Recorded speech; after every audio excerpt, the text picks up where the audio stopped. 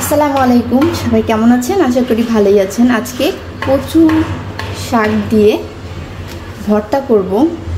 গ্রামে যেভাবে করে খুব সহজে সেভাবে আজকে আপনাদেরকে রান্না করে দেখাবো। তো খুব সহজে ভর্তাটা শিখতে হলে আমার ভিডিওটি সম্পূর্ণ দেখুন। প্রথমে এই পাতাগুলো আমি চুলায় হিট দিয়ে দিয়েছি, তারপর একটা কড়াই দিয়ে দিলাম। এখানে আমি কচু পাতাগুলো সুন্দর করে সাজিয়ে দেব। এই তো সাজিয়ে দিলাম, যতগুলো পাতা নিয়েছি তার অর্ধেক সাজিয়ে দিয়েছি। তারপরে এখানে কিছুটা আলু, কুচানো আলু দিয়ে দিলাম। তারপরে দেব আস্তা কিছু কাঁচামরিচ, আপনারা ঝাল অনুযায়ী দিয়ে দিবেন। আমি এখানে ৬-৭টার মতো দিয়েছি। তারপরে কিছুটা রসুন দিয়ে দিচ্ছি, আর কিছুটা পেঁয়াজ। আর আমি বাকি পেঁয়াজ রসুন বাগারের জন্য রেখেছি, একটা শুকনা মরিচ, কিছুটা পেঁয়াজ আর রসুন। তো এই দেখুন এখান দিয়ে ধোঁয়া উঠতেছে। এখন এখানে আমি সামান্য একটু লবণ দিয়ে দিব। লবণটা দেওয়ার পরে যে বাকি পাতাগুলো ছিল এইগুলো একটা একটা করে এখানে উপরে দিয়ে দিব। এই ভর্তাটা খেতে খুবই মজার হয়। গ্রামে জংলা কচু দিয়ে এগুলো রান্না করে, কিন্তু আমি কিনে এনেছি, এটা ভালো কচু, গলা ধরে না। তো এরপরে এখানে একটু সামান্য পানি দিয়ে দেব। এখানে সামান্য একটু পানি দিয়ে দিচ্ছি এটা সিদ্ধ হওয়ার জন্য। কচু শাকটা এইভাবে ভর্তা করে দেখবেন, অনেক মজার হয়। এখন ঢাকা দিয়ে ঢেকে এটাকে কম আঁচে আমি সিদ্ধ করে নেব। ৩-৪ মিনিট পরে ফিরে আসলাম। তো কতটুকু সেদ্ধ হয়েছে আমরা একটু দেখে নিই। এই দেখুন পানি আমি কিছুটা দিয়েছি, এরপর এখান থেকে একটু পানি ছেড়েছে, এটাকে একটু মিশিয়ে দিচ্ছি।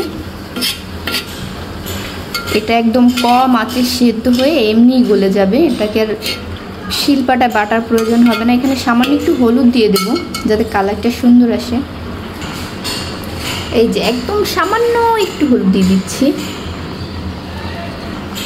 এখন আবারও ঢাকা দিয়ে ঢেকে দেব, আস্তে আস্তে এটা সেদ্ধ হতে থাক। এটাকে কম আঁচে অনেকক্ষণ সেদ্ধ করে নিয়েছি, তবে মাঝে মাঝে ঢাকা তুলে এটাকে আমি একটু নেড়ে দিয়েছিলাম যাতে নিচে লেগে না যায়। এখন একটা ডাল ঘুটনি দিয়ে এটাকে একটু ঘুটিয়ে নেব যাতে আলুটাও ভর্তা হয়ে যায়। এবার সুন্দর করে একদম ভর্তা করে নেবেন, আর পানিটা শুকিয়ে আমি বাগার দিব। এই তো এটাকে আমি ভর্তা করে নিয়েছি, ডাল ঘুটনি দিয়ে ভালোভাবে ঘুটে নিয়েছি। এখন একটু তেল দেব, মাঝখানে ফাঁকা করে দিলাম। তারপরে একটু তেল দিয়ে এর মধ্যে 2টা শুকনো মরিচ দিয়ে দিচ্ছি। শুকনো মরিচটা একটু তেলের মধ্যে ভেজে নেব।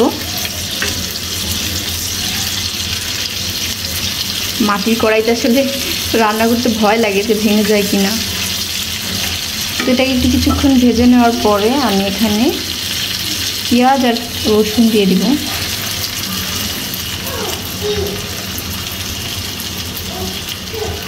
রসুনের পরিমাণটা একটু বেশি দিলে বেশি মজা হয়। তো এটাকে ভেজে তারপরে এই ভর্তাটা আমি এভাবে রেখেছি যাতে একটু হালকা পানি থাকলেও এটা টেনে যায়, তার জন্য।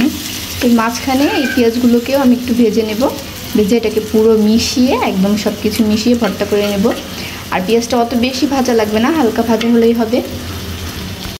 এই তো সব কিছু নেড়ে মিশিয়ে এরপর একটু ভাজা ভাজা করে নামিয়ে নিলেই আমার কচু শাকের ভর্তা রেডি। বাসায় একবার হলো ট্রাই করে দেখবেন, এত মজা খেতে বলার মতো না।